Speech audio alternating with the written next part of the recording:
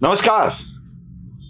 मी वारकरी आणि पोलीस प्रशासन यामध्ये आळंदीत झालेल्या झडपेवरती बोलतोय. म्हणजे काल दिवसभर आळंदी आळंदी आळंदी आळंदी असाच विषय चालू होता. माऊलीच्या पालखीच्या प्रस्थानाच्या वेळी आळंदीमध्ये जे काही घडलं त्यावरून महाराष्ट्रात रणकंदन माजलेलं आहे. म्हणजे महाराष्ट्रात त्याची चर्चा सुरू आहे. आता आळंदीतल्या घटनेचे व्हिडिओ जवळपास सोशल मीडियावर सगळ्यांनी बघितलेले आहेत. त्यात दावा केला जातोय की पोलिसांनी लाठीमार केला. लाठीमार केला का नाही केला यावरती दावे प्रतिदावे होत आहेत. प्रत्यक्ष व्हिडिओ पोलीस काठी उचलताना दिसतायत, पण तिथे कुठेही पोलिसांच्याकडून लाठी मारल्या गेली आहे असं दिसत नाहीये. त्या व्हिडिओत तरी दिसत नाहीये. दुसरं, त्यावेळी एक समुदाय रस्त्याच्या बाजूला उभा आहे जिथे पोलिसांनी अडवलंय आणि 200-250-300 माणसं आत घुसण्याचा प्रयत्न करतायत, त्यांना पोलीस अडवतायत, एवढं चित्र दिसतंय. ते व्हिडिओ जराशे दाखवतोय तुकड्या तुकड्यात. मी पहिल्यांदा बघा की तुम्हाला एक हे दिसतीये. मी तुमच्या व्हिडिओ एडिटरला एक सूचना करतोय की पोलिसांच्या पासून जिथपर्यंत लोक आहेत तिथपर्यंत एक रेष ओढून दाखवा. त्याच्या पलीकडे तुम्हाला कोणीही माणूस दिसत नाहीये. म्हणजे खूप मोठी रांग होती, खूप मोठी लोक होती असं अजिबात नाहीये. म्हणजे पहिला मुद्दा हा. जे काही होते ती लोक होती. कोण होती याचा मी तुम्हाला खुलासा करतोय. कुठली माणसं होती सगळी याचाही खुलासा करतोय. त्यानंतर संपूर्ण व्हिडिओची काही क्षण तुम्हाला मी दाखवतोय जिथे पोलीस मारल्यासारखं करतायत, काठी उगारतायत, मारत नाही आहेत. म्हणजे पोलिसांनी मारलं नाही एवढं नक्की आहे. म्हणजे अजिबात मारलेलं नाहीये. वाद झाले तेवढं नक्की. आता ह्या वादाचं कारण देखील आपल्याला समजून घ्यावं लागणार आहे. मी पोलिसांच्या वरती आरोप करण्यापूर्वी काही व्हिडिओ मी तुम्हाला थोडेसे दाखवतोय ज्यात पोलीस वारकऱ्यांच्या सोबत कसे तल्लीन झालेत हे तुमच्या लक्षात येईल. कोणी मृदंग वाजवतंय, कोणी फुगडी खेळतंय, हे दृश्य तुम्हाला दिसतील. हे वारीतले दृश्य आहेत. जरा या दृश्यांकडे काही सेकंदाच्या बघून घ्या.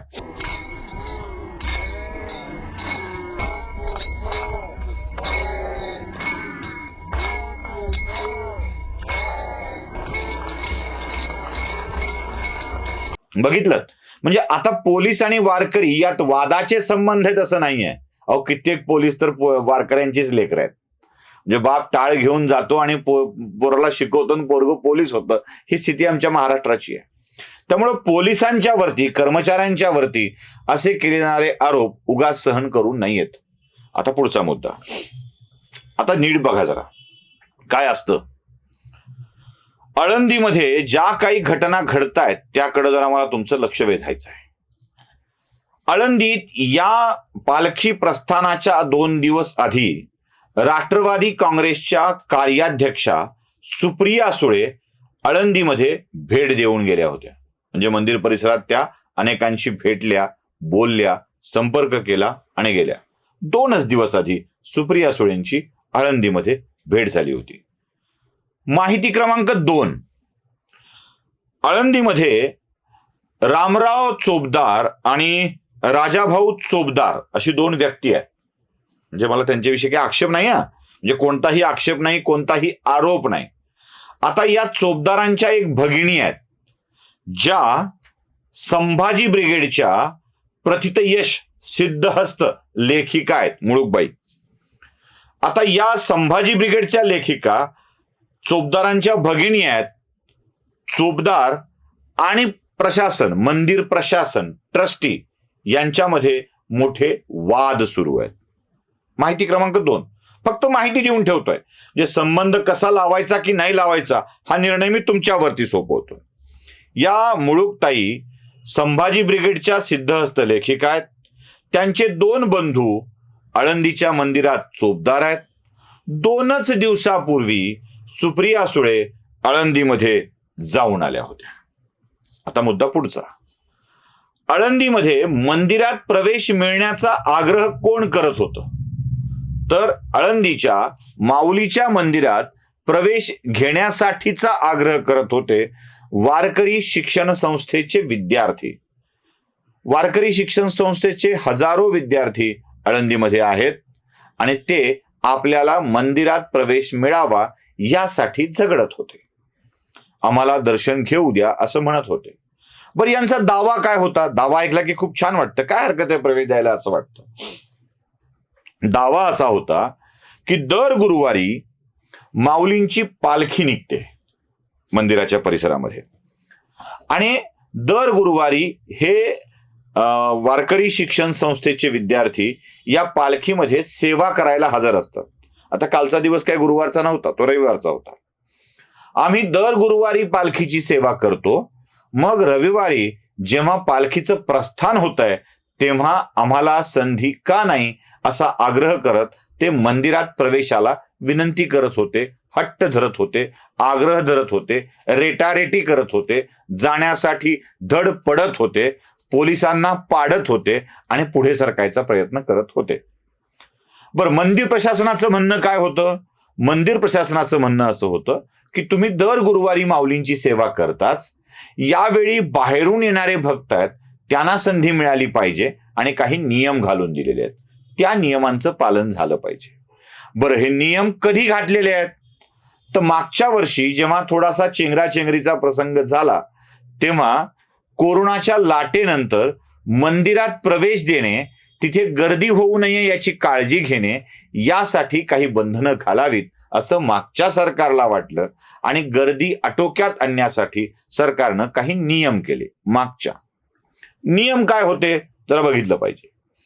ज्या मानाच्या पालख्या आहेत, नोंदणीकृत मानाच्या पालख्या आहेत, दिंड्या आहेत, त्यांच्या नोंदणीकृत 75 व्यक्तींना प्रवेश द्यायचा. आता माऊलीच्या पालखी सोहळ्यामध्ये म्हणजे पंढरपूर वारीच्या सोहळ्यामध्ये 47 दिंड्या सहभागी असतात. किती? 47 दिंड्या सहभागी असतात. एका दिंडीची 75 लोक आत जाऊ द्यायची. करा गुणाकार, 75 गुणिले 47 किती लोक होतील?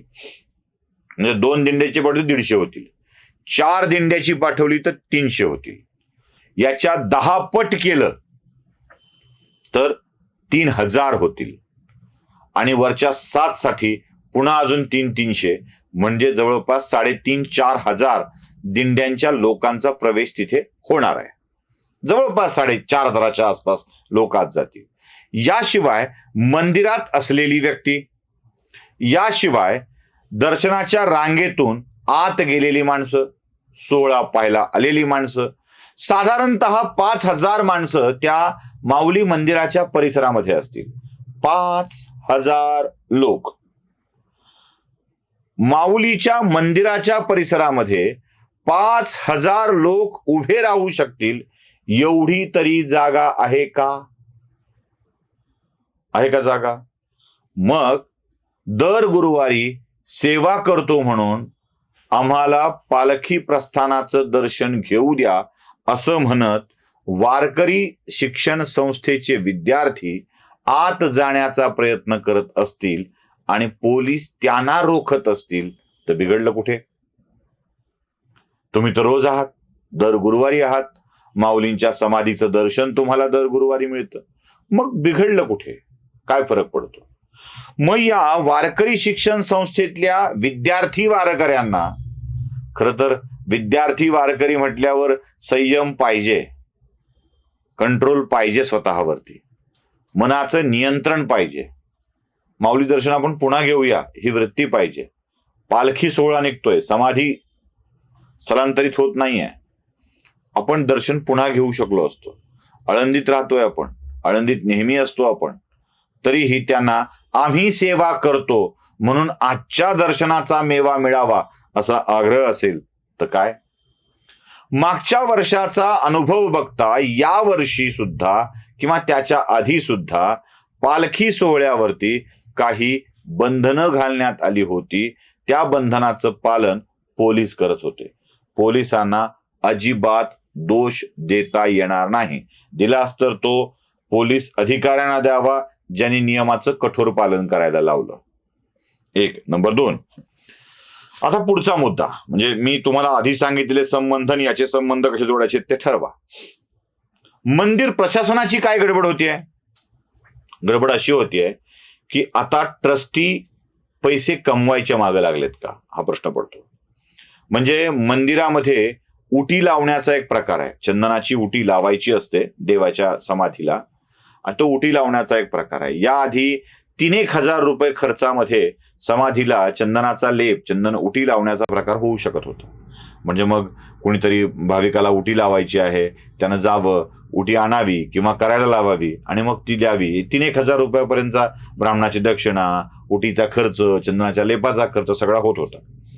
अचानक उत्पन्न वाढीसाठी ट्रस्टीनी हा 3,000चा खर्च वाढवला आणि 11,000 रुपये उटीचा खर्च केला.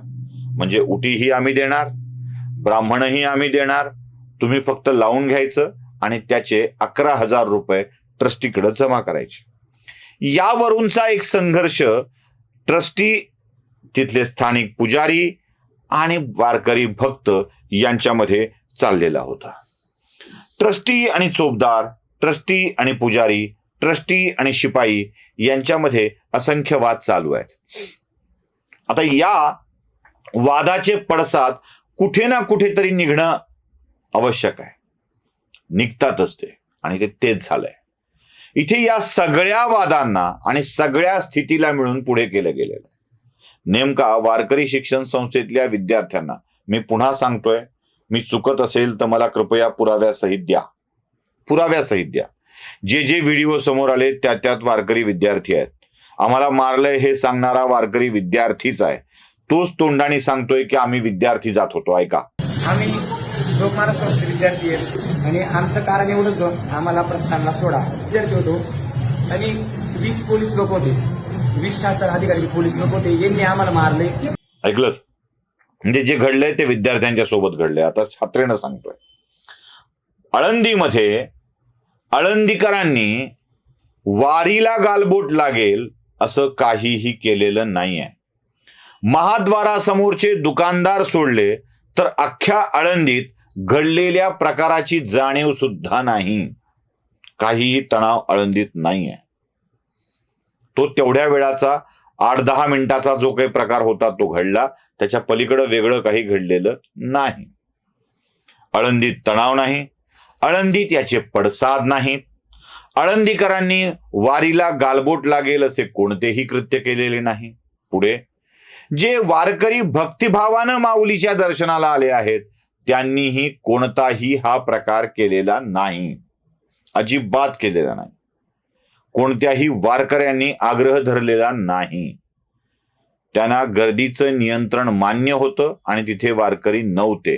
तुम्हाला मी व्हिडिओत मगाशी जागा दाखवली, किती होते आणि कोण होते. या वारकरी शिक्षण संस्थेतल्या विद्यार्थ्यांना आपल्या सेवेचा हक्क म्हणून आत जायचं होतं आणि संघर्ष तिथे झालाय.